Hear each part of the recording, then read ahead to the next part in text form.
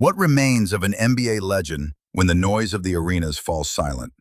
With Michael Jordan, the true story doesn't begin with trophies, but with the moment competition stops dictating his life. Away from the cameras, he consciously withdrew into a life defined by control, silence, and stability. But this peace was no accident and no luxury. It is the result of a path full of pressure, early setbacks, and decisions that changed everything. To understand why Jordan lives this way today, we must go back to where this inner drive originated. Michael Jordan was born on February 17, 1963, in Brooklyn, into a family where discipline wasn't explained, but expected. Performance was everyday life. Stagnation was not an option. When the family moved to North Carolina, Jordan took this attitude with him. Early on, he understood, recognition doesn't come from talent, but from daily effort. The first deep cut came in high school. Jordan was not selected for the varsity team. His body was considered insufficient.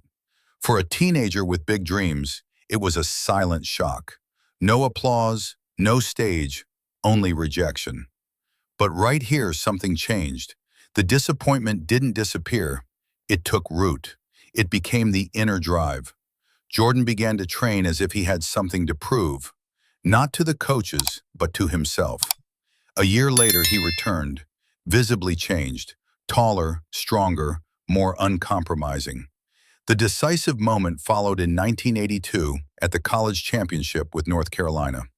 Seconds before the end, one shot, maximum responsibility. Jordan did not hesitate. The ball went in. This moment didn't just win a game, it anchored a conviction. In high-pressure situations, he does not back down. Was this the point where his inner standard was set forever? When Michael Jordan entered the NBA, his path was by no means a given. He was not selected as the #1 pick in the draft. For many, that would be just a footnote. For Jordan, it was a silent sign, an unspoken hint. Absolute recognition was not yet there. And exactly this feeling nourished a competitive stance that never went out. In Chicago, Jordan didn't just play to win, he played to control. Every practice became an exam, every game a psychological duel. The standard he set for himself became the standard for the whole team. There was no room for compromise, no comfort zone. Teammates had to keep up or were left behind. This pressure led to friction, but it also shaped what would later remain as a legacy. Even when he left basketball to test another path, the inner impulse did not change. Jordan was not looking for comfort. He wanted to know where his limit was. After decades under permanent tension, he learned something crucial. Competition means not only defeating others, but also recognizing when the right moment to stop has come. And exactly there, control slowly began to shift, away from the court into life. But what happens when he truly leaves the spotlight behind and chooses the silence? After Michael Jordan left the court behind, the story shifted to a place that was consciously chosen. His villa in North Carolina does not reveal itself immediately. It announces itself slowly. The road gets longer. The noise disappears. Water and trees take over the scenery. The path there alone separates the outside world from what follows. On the shores of a lake in Cornelius, near the Peninsula Golf Club, Jordan acquired the property in 2013 for $2.8 million. Three sides are surrounded by water. Access is through an electronic iron gate that draws a clear line. From here on, only privacy counts. No looks, no expectations, no external obligations. Behind the gate, an expansive, quiet property opens up. The gardens appear orderly but not staged. The house appears calm and reserved, nestled into the landscape without being intrusive. The lake becomes the centerpiece. A private pier leads into the water and dictates the rhythm of a daily life that thrives on arriving and leaving without being observed. Is this place an expression of retreat or the logical continuation of a life under control? Entering Michael Jordan's villa, the perception changes immediately. The space doesn't feel overwhelming, but orderly. The entrance hall spans 2 floors, Marble surfaces reflect the light that falls through a glass dome and slowly changes throughout the day. A central light fixture structures the space, while a curved staircase connects the levels without disturbing the peace. At approximately 12,300 square feet, the house is spacious but not boastfully designed. The rooms flow into one another. Large windows open up the view of the lake, letting the outside and inside merge. The living area does not invite one to impress, but to linger. Conversations without haste, time without pressure. Exactly here, it becomes tangible that this house was not built for visitors, but for a daily life without an audience. 7 bedrooms with private bathrooms are distributed across the levels. 2 master bedrooms, one on the ground floor, one on the upper floor, offer different degrees of retreat.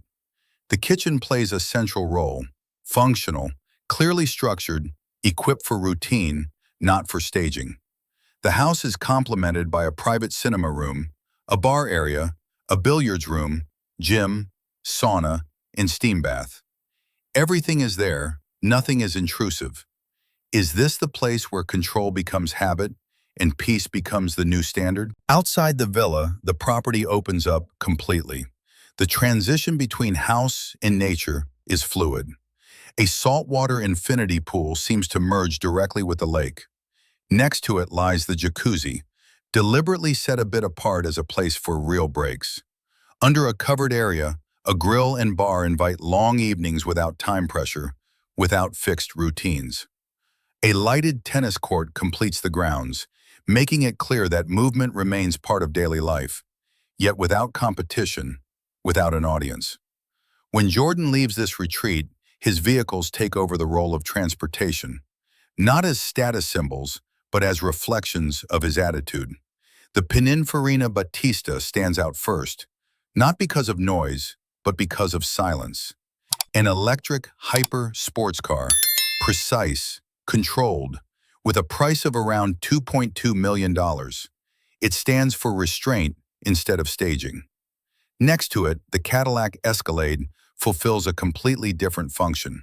Large, stable, and inconspicuous, it accompanies daily life, protects, and carries responsibility. Here it is not about speed, but about space and structure. 2 vehicles, 2 purposes, 1 common idea: movement without noise, control without a show.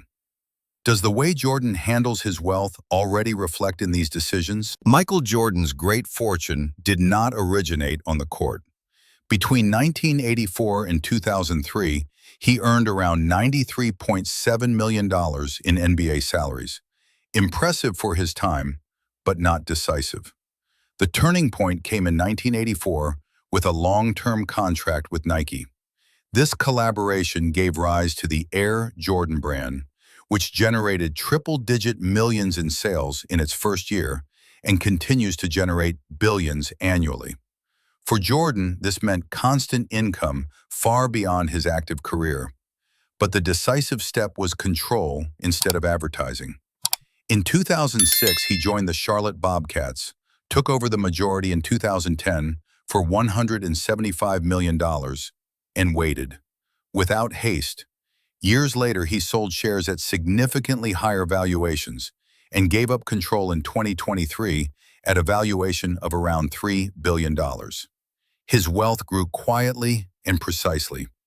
Was this the proof that the most important competition for Jordan only began after the final game? Michael Jordan's philanthropy was under observation for a long time. In the 1990s, he was criticized because he hardly spoke out publicly on political and social issues. Jordan consciously chose restraint. But over time, it became clear that his answer did not consist of words, but of concrete actions. He donated millions to organizations like the NAACP Legal Defense Fund and supported projects for community and education. In 2017, he funded the construction of medical clinics in Charlotte for people without health insurance. During the pandemic, more donations followed, as well as a long-term commitment of $100 million for social justice and education. Here, too, it was not about attention, but about impact. Is it sometimes more effective to help without being seen? Today, Michael Jordan lives far from any need to prove himself. He avoids headlines and does not define himself by his past. Instead, he controls his time, protects his privacy, and follows a quiet, predictable daily routine. Family is the focus. Travel, sports, and movement remain part of his life, but without a stage. Golf and daily routines replace competition. He follows basketball from a conscious distance. In this phase, Jordan does not live on applause, but on the balance he has created for himself. Is exactly this the true luxury after a life under constant pressure? In the end, Michael Jordan's story shows something very clear. He doesn't live off memories today, but off control, peace, and a balance he has built for himself. A villa as a retreat, decisions with purpose, wealth that grew after his career, and help that works without a stage. Which side of Jordan stays in your mind the most? The athlete, the businessman, or the person in the background? Write it in the comments.